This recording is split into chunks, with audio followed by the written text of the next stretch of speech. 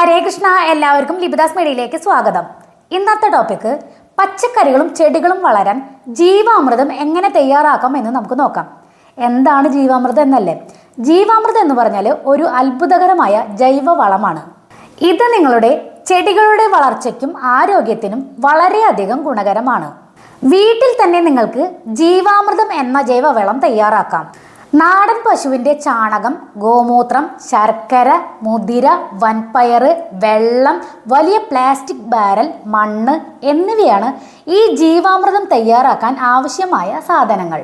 ഇനി ഈ ജീവാമൃതം എന്ന ജൈവവളം എങ്ങനെയാണ് തയ്യാറാക്കുന്നതെന്ന് നമുക്ക് നോക്കാം. വലിയ പ്ലാസ്റ്റിക് ബാരലിൽ 200 ലിറ്റർ വെള്ളം എടുക്കുക. 10 കിലോ നാടൻ പശുവിൻ്റെ ചാണകം ബാരലിലേക്ക് ഇടുക. ആവശ്യത്തിന് ഗോമൂത്രവും ചേർക്കുക. അതിലേക്ക് 1 കിലോ ശർക്കര ചേർത്ത് നന്നായി ഇളക്കുക. വൻപയർ അല്ലെങ്കിൽ മുതിര പൊടിച്ചതും 1 കിലോ മണ്ണും ചേർത്ത് നന്നായി ഇളക്കുക. അതിനുശേഷം ബാരൽ മൂടി അടച്ചു വെക്കുക. എല്ലാ ദിവസവും ഒരു തവണ ബാരൽ നന്നായി ഇളക്കുക.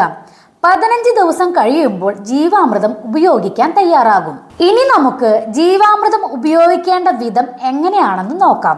ജലസേചനം നടത്തുമ്പോൾ വെള്ളത്തിൽ കലർത്തിയും മണ്ണിൽ ജീവാമൃതം എത്തിക്കാം. നന്നായി അരിച്ചെടുത്ത ജീവാമൃതം സ്പ്രിംഗ്ലർ, ഡ്രിപ്പ് ഇറിഗേഷൻ സംവിധാനത്തിലൂടെ പ്രയോഗിക്കാം. വെള്ളം പോകുന്ന പ്രധാന പൈപ്പിലോട്ട് ഒരു ചെറിയ ട്യൂബിൽ കൂടി ജീവാമൃതം കടത്തിവിട്ടും ഉപയോഗിക്കാം.